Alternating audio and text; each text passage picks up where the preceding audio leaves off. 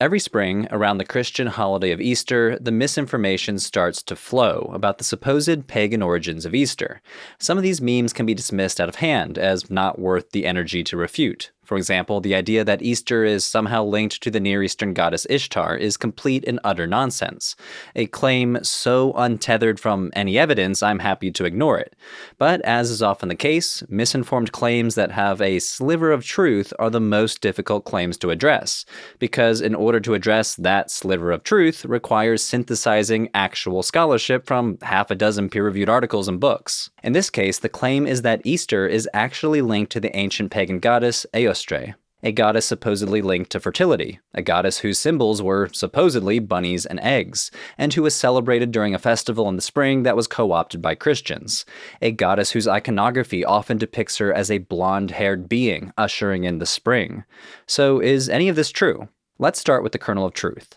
The English word Easter actually does originate from a pagan goddess. We learned this from the writings of a Christian monk named Bede, often called the Venerable Bede. He lived during the late 600s and early 700s in the Kingdom of Northumbria, an Anglo-Saxon kingdom that spanned what is now northern England and southern Scotland. Of his many writings, he wrote a book called The Reckoning of Time. As the name suggests, it's about measuring time, all in an effort to create a Christian calendar. Specifically, it's an attempt to calculate the original date of Easter, because Christians didn't really know when to mark the death and resurrection of Jesus. The Gospels say that Jesus was executed around the major Jewish holiday of Passover, which changes year after year on the Julian solar calendar, because Passover is tied to the first full moon of the first month of the Jewish lunar solar calendar. So Bede and other Christians spent an enormous amount of energy calculating the original date of Easter, and it's a pretty complex book. Bede discusses ancient calendars, the changing of the seasons, and the movement of the sun and moon. Buried in this bewildering book, Bede starts talking about the Anglo-Saxon lunar calendar, approximating the months of this calendar to the Roman Julian calendar. Throughout this comparison, he explains the origins of the names of each month. There is the month of 3 Milkemonath, a month named because the cattle were milked 3 times a day. Then there's Weodmanoth, or the month of weeds. As he goes down the calendar, one of those months may sound familiar. Eostre month has a name which is now translated Paschal month, and which was once called after a goddess of theirs named Eostre, in whose honor feasts were celebrated in that month. Now they designate that Paschal season by her name, calling the joys of the new rite by the time-honored name of the old observance. So, according to Bede, there was an Anglo-Saxon goddess named Eostre, who was celebrated during the month that we now call April. Bede says that Christians now call the season commemorating Jesus' death and resurrection by that name. So, what do we know about this goddess? Almost nothing. This is the only time Eostre is mentioned in any ancient source. She appears nowhere else in history, and no archaeological evidence exists for her worship. Nothing except Bede's single paragraph. I'm sorry to belabor the point, but the text you see here on screen is the only historical evidence we have for this goddess. In fact, the evidence is so thin, many scholars over the past century assumed that Bede had no idea what he was talking about, and he may have invented the goddess to try to explain the month's name. In the mid-90s, one scholar even said, Eostre is an etymological fancy on Bede's part. Now, I actually don't think this is the case. As we'll see in the next section, some scholars are moving more toward taking Bede at his word, and assuming he had some accurate knowledge of this god, even if that knowledge was, at best, based on vague and tenuous cultural memory of a pre-Christian past. He seems to imply that these festivals had long since disappeared by his time, and he's not drawing on direct eyewitness accounts. I'm stressing that this is our only evidence, not because I doubt that ancient Anglo-Saxons once worshipped a goddess by this name. I'm stressing this so that you can immediately know that anyone who links the cult of Eostre with specific practices or symbols is either engaging in educated speculation or inventing stuff out of thin air. As we'll see in the next section, linking Eostre with the spring or the dawn is educated speculation, but any connection between Eostre and anything involving Easter eggs or rabbits is baseless speculation. As the historian Eleanor Parker says, eggs were not associated with Easter until the medieval period, and rabbits even later than that. So if we take Bede at his word, there are 2 firm claims we can make about Eostre. She was called Eostre, and she was celebrated during what's now the month of April, sometime before the 7th and 8th centuries. perhaps much earlier. From these two data points, we can attempt to reconstruct more about this goddess. The philologist Dr. Philip Shaw, a professor of Old English, is perhaps the leading scholar in this niche little corner of medieval Anglo-Saxon religious history. In 2011, he published a book titled Pagan Goddesses in the Germanic World, in which he digs into the research on the goddess Eostre. Because we have no other evidence except for Bede's single paragraph, Shaw needed to study the goddess using other methods. First, by examining her name using the methods of historical linguistics, basically asking, what can we learn by reconstructing what her name means?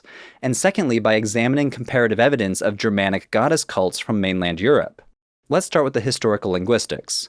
Shaw argues that the name Eostre derives from the Old English word meaning eastern. He also argues we can possibly see her name in the names of a few places in England. For example, Eostre, a civil parish in Kent in southeastern England, which lies on an ancient Roman road. Though the connection of this region to Eostre is by no means certain, he argues that names like this are evidence for a pre-Christian goddess that corroborates Bede's paragraph. So, assuming that her name is indeed tied to the direction east, and her festival was indeed celebrated in April on the Julian calendar, some have speculated that she may have been associated with the dawn or the spring equinox. The Indo-European language expert M.L. West argues her name derives from the Proto-Indo-European word for the dawn. And the archaeologist Richard Sermon points out that a festival in April would have regularly started around the spring equinox in the northern hemisphere, when the sunrise and nearest full moonrise would have occurred in the most easterly positions on the horizon. I agree that this would not have gone unnoticed by an ancient agrarian culture, and therefore think it's possible that Eostre's festival occurring in April means she was somehow connected to the changing of the seasons or the spring equinox. But this is educated conjecture based on the little evidence that Bede provides. And as we'll see later, while her name does probably mean east or eastern, Philip Shaw thinks there's no reason to connect her to the dawn, but rather connect her to an eastern area or people group. So let's turn now to that comparative Germanic evidence that I mentioned before. Shaw and other academics have tried to learn more about this mysterious goddess by looking at goddess worship in mainland Europe, arguing either that Eostre may have been a pan-Germanic goddess, or more narrowly, she was a local Anglo-Saxon goddess who we can better understand by comparing her to Germanic religious practice. The theory that she was a pan-Germanic goddess was championed by the German folklorist Jacob Grimm way back in the 1800s.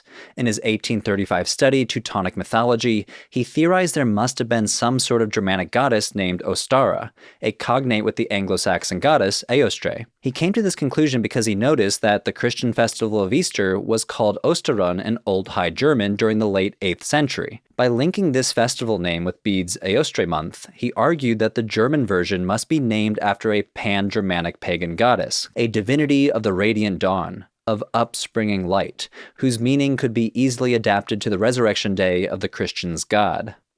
But no direct evidence for a goddess named Ostara exists. Grimm invented it. Some scholars theorize that the Germans started calling the Christian festival of Easter Osterun because Anglo-Saxon Christian missionaries brought the name. But all this to say, the pan-Germanic goddess theory is based on very thin evidence. Shaw offers an alternative theory in his book, arguing that Eostre was a local goddess worshipped in Kent, and it paralleled local goddess cults on the mainland, for which there is some actual archaeological evidence that we can turn to.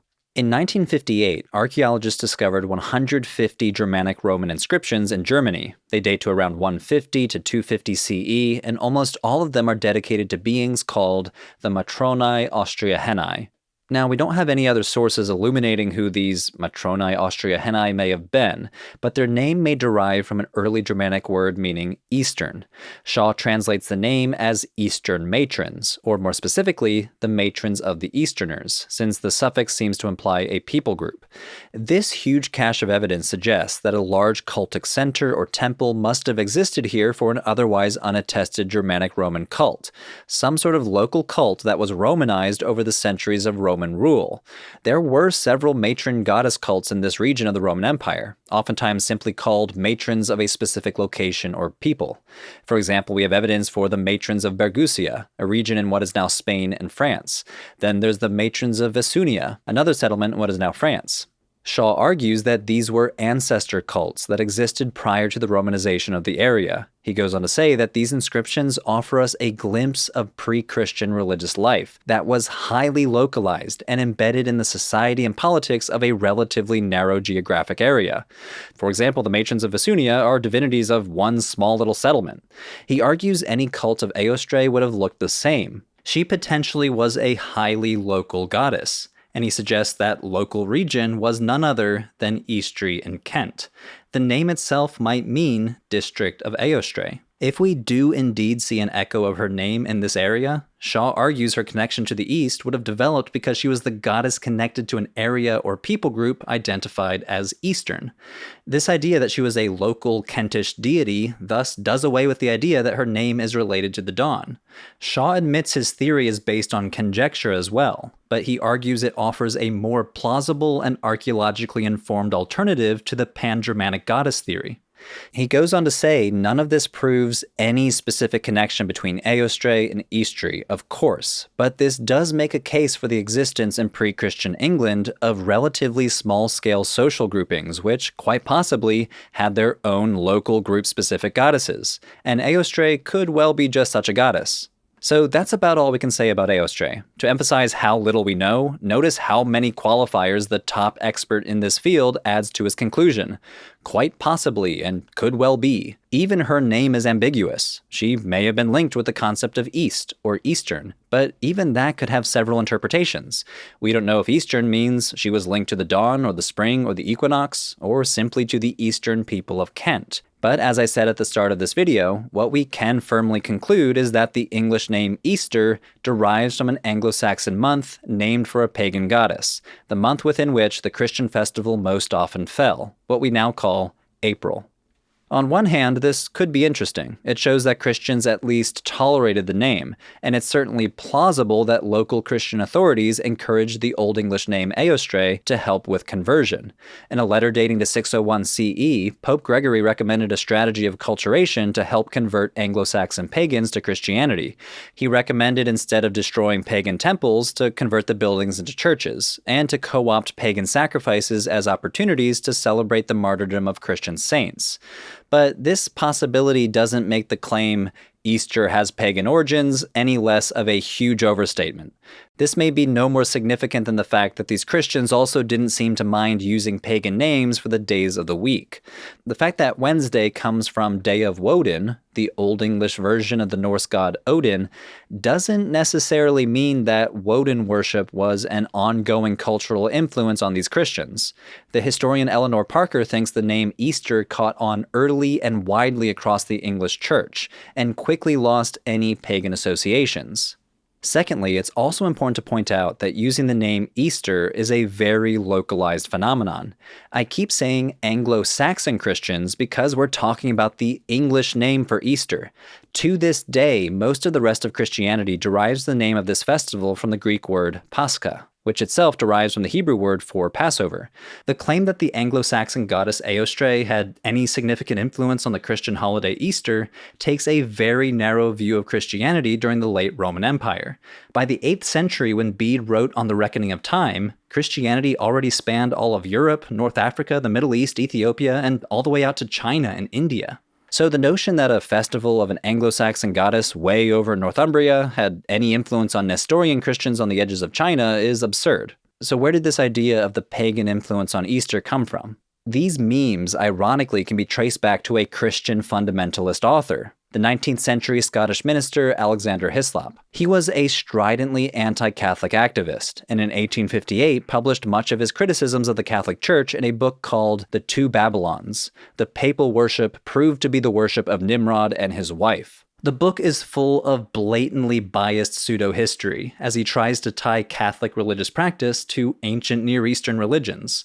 For example, he claims that the worship of Canaanite gods like Baal was transported to Britain by the Druids, and Baal's consort Astarte was changed into the Anglo-Saxon Eostre. He confidently concludes, "Such is the history of Easter. The popular observances that still attend the period of its celebration amply confirm the testimony of history as to its Babylonian character." Basically, Hislop's book is the 19th century version of the pseudo-history memes you see all over TikTok and Twitter each year. Now, this is not to say that Christianity is not influenced by its cultural context. Of course it is. But as I've said on this channel before, ancient history is an empirical discipline. Claims need to be backed up with evidence. And when it comes to the goddess Eostre, the evidence you have is this one paragraph on screen. If you've been watching this channel for a long time, you'll know that I've covered the evolution of religion, how religion is one of those facets of human behavior that shows up time and time again in history as humanity developed a sense of self. Along those lines, I've been watching Becoming Human, a series by Real Science about the evolutionary process that led to humanity. The last episode focused on one of the principal components necessary for the evolution of religion: language. This is a high production value show exclusive to and only made possible because of Nebula, a creator-owned and creator-operated streaming service where you can watch exclusive content ad-free from a whole bunch of educational content creators. This includes me now because I'm very excited to announce I've recently joined Nebula as one of their creators. So by subscribing to Nebula, you can support creators like me and many others. I'm excited because on Nebula, I'm not at the mercy of YouTube's algorithm and rules around ad-friendly content. So for example, check out Real Life Lore's Nebula original series, Modern Conflicts. It's an in-depth geopolitics series exclusively available on Nebula that explores the armed conflicts of the 21st century, a series that might get demonetized on YouTube but thrives on Nebula. This is great for a religious studies content creator like me because it opens up opportunities to explore the full breadth of religion. Nebula also offers classes where you can learn skills from your favorite creators. These are fully produced, multi-episode classes where you can learn about stuff like how to sue like a lawyer with Devin Stone of Legal Eagle. If you sign up using my link below, you can get both Nebula and Nebula classes for a 40% discount off of annual plans. And those annual plans are a great deal at just over $2.50 a month. Like I said, because Nebula is creator-owned and operated, by signing up, you're directly supporting me as well. Thanks everyone, and I'll see you next time.